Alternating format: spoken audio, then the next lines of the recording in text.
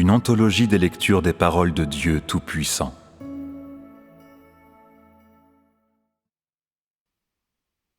Les paroles de Dieu à l'univers entier, chapitre 47.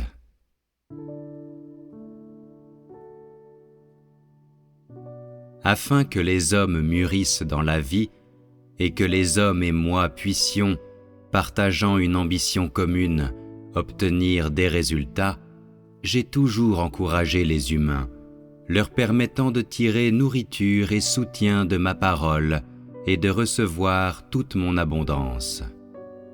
Je n'ai jamais causé d'embarras à l'humanité, et pourtant l'homme ne considère jamais mes sentiments. C'est parce que l'humanité est insensible et méprise toutes les choses en dehors de moi. À cause des défauts des hommes, je compatis beaucoup avec eux et n'ai donc ménagé aucun effort pour eux, afin qu'ils puissent jouir librement de toute l'abondance de la terre durant leur temps sur terre. Je ne traite pas les hommes injustement, et, en considération des hommes qui m'ont suivi pendant de nombreuses années, j'ai cultivé un cœur tendre vis-à-vis d'eux. C'est comme si je ne pouvais pas supporter de réaliser mon œuvre sur ces hommes. Ainsi, quand j'observe des hommes affaiblis, qui m'aiment comme s'ils s'aiment eux-mêmes, dans mon cœur, il y a toujours un sentiment inexplicable de douleur. Mais qui peut enfreindre les convenances à cause de cela? Qui se dérangera à cause de cela? Néanmoins, j'ai accordé toute mon abondance à l'humanité pour qu'elle puisse en jouir au maximum, et je ne l'ai pas maltraitée à cet égard. C'est pourquoi l'humanité voit toujours mon visage compatissant et bienveillant. J'ai toujours été patient et j'ai toujours attendu.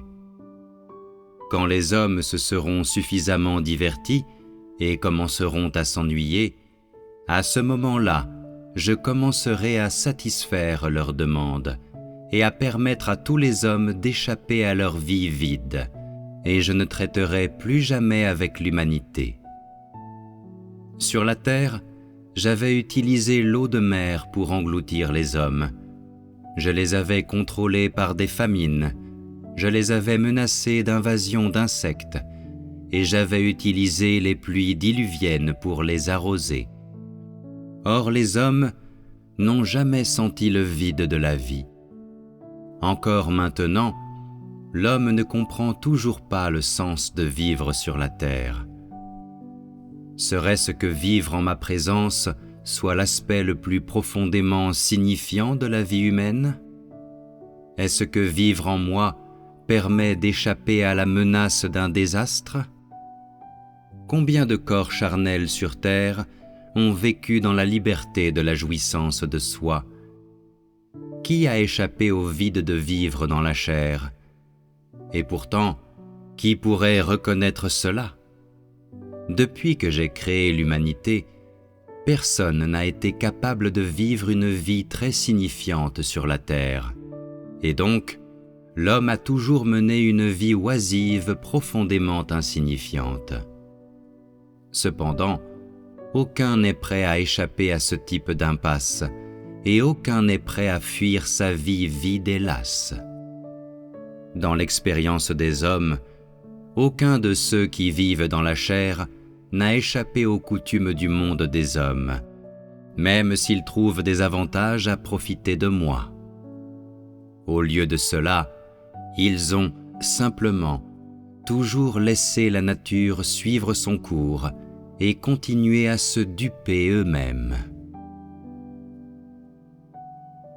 Une fois que j'aurai complètement mis fin à l'existence de l'humanité, il n'y aura plus personne sur terre pour endurer la persécution de la terre. Alors seulement, il sera possible de dire que ma grande œuvre a été totalement accomplie.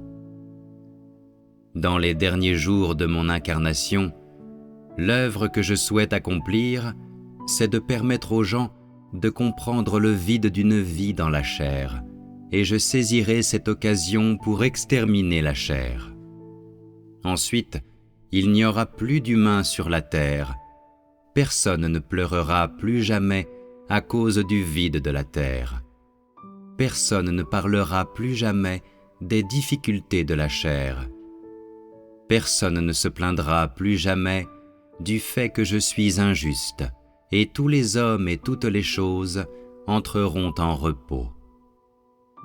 Par la suite, les humains ne se précipiteront plus, eux qui étaient toujours occupés, et ils ne chercheront plus ici et là sur la terre, parce qu'ils auront trouvé une destination convenable pour eux-mêmes. À ce moment-là, ils afficheront un sourire sur leur visage. Je ne demanderai alors plus rien aux hommes, et je n'aurai plus de différend avec eux. Il n'y aura plus d'entente entre nous. J'existe sur la terre, et les hommes vivent sur la terre. Je vis et réside avec eux. Les hommes ressentent tous la jouissance de ma présence, et ils ne veulent donc pas abandonner sans raison, et au lieu de cela, ils préféreraient que je reste juste un peu plus longtemps. Comment pourrais-je supporter d'être témoin de la misère de la terre sans lever le petit doigt pour aider? Je ne suis pas de la terre. C'est grâce à la patience que je me suis forcé à rester sur terre jusqu'à ce jour.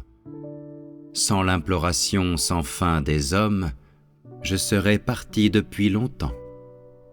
De nos jours, les hommes sont capables de prendre soin d'eux-mêmes et ils n'ont pas besoin de mon aide parce qu'ils ont mûri et qu'ils n'ont pas besoin de moi pour les nourrir. Par conséquent, je prévois d'organiser une célébration de victoire avec les hommes, après quoi je leur dirai adieu, de sorte qu'ils en seront conscients. Bien sûr, se séparer en mauvais termes ne serait pas une bonne chose, parce qu'il n'y a pas de rancœur entre nous.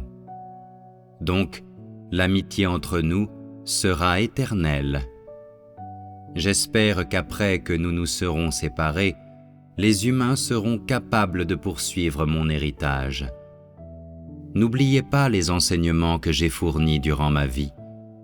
J'espère qu'ils ne feront rien qui puisse déshonorer mon nom et qu'ils garderont ma parole à l'esprit. J'espère que les hommes feront tous de leur mieux pour me satisfaire quand je serai parti. J'espère qu'ils utiliseront ma parole comme fondement de leur vie, qu'ils ne manqueront pas de vivre à la hauteur de mes espérances, car mon cœur a toujours eu le souci des hommes, et j'ai toujours été attaché à eux. Les hommes et moi, nous sommes rassemblés dans le passé et avons joui sur la terre des mêmes bénédictions qui sont dans le ciel. J'ai vécu avec les hommes et j'ai résidé avec eux. Les hommes m'ont toujours aimé et je les ai toujours aimés. Nous avions de l'affinité entre nous. Quand je me souviens de mon temps avec les hommes, je me rappelle que nos jours étaient remplis de rires et de joie, et de plus, il y avait des querelles. Néanmoins, l'amour entre nous était établi sur cette base, et nos relations n'ont jamais été rompues. Au cours de nos nombreuses années de contact, l'humanité m'a laissé une grande impression, et j'ai aussi donné aux hommes beaucoup de choses à apprécier pour lesquelles ils ont toujours exprimé leur grande reconnaissance. À présent, nos rencontres ne seront jamais comme auparavant. Qui pourrait fuir ce moment de notre séparation? Les hommes ont une profonde affection pour moi et j'ai un amour infini pour eux. Mais que peut-on faire à ce sujet? Qui oserait violer les exigences du Père céleste? Je retournerai à ma demeure où je compléterai une autre partie de mon œuvre. Peut-être aurons-nous la chance de nous revoir. J'ai l'espoir que les hommes ne se sentiront pas excessivement tristes et qu'ils me satisferont sur la terre. Mon esprit dans le ciel leur conférera souvent la grâce.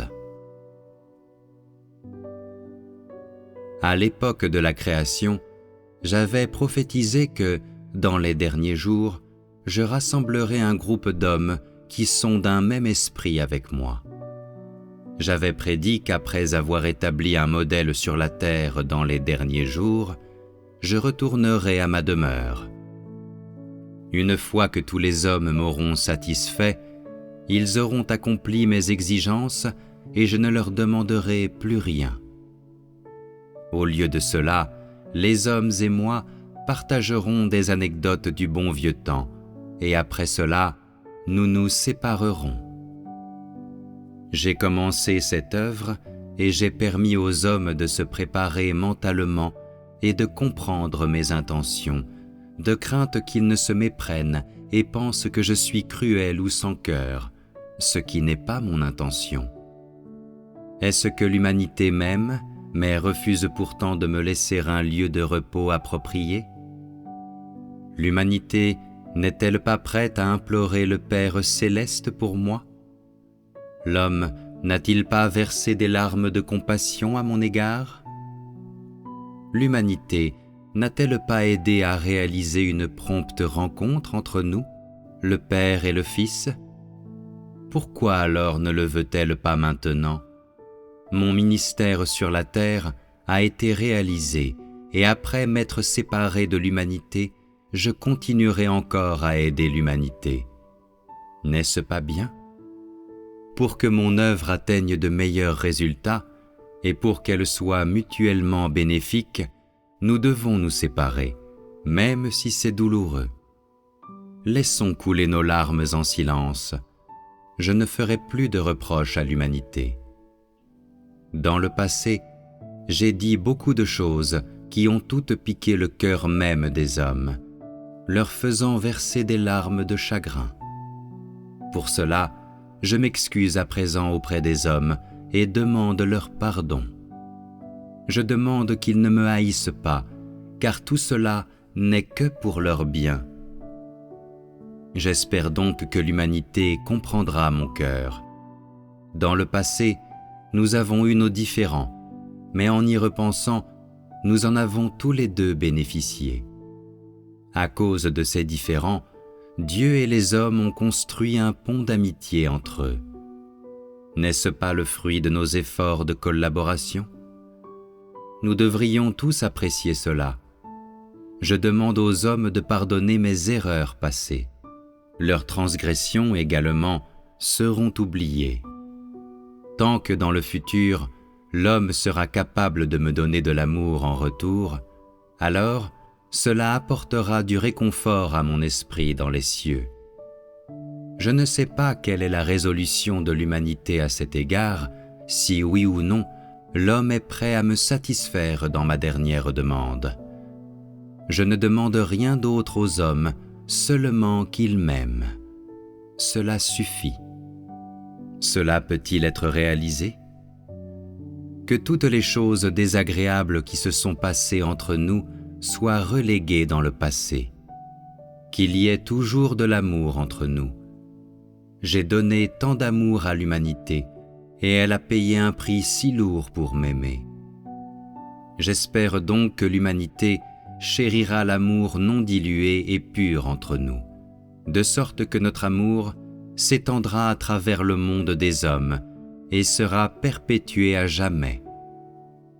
Lorsque nous nous reverrons, soyons encore liés dans l'amour, afin que notre amour puisse continuer pour l'éternité et être loué et disséminé par tous.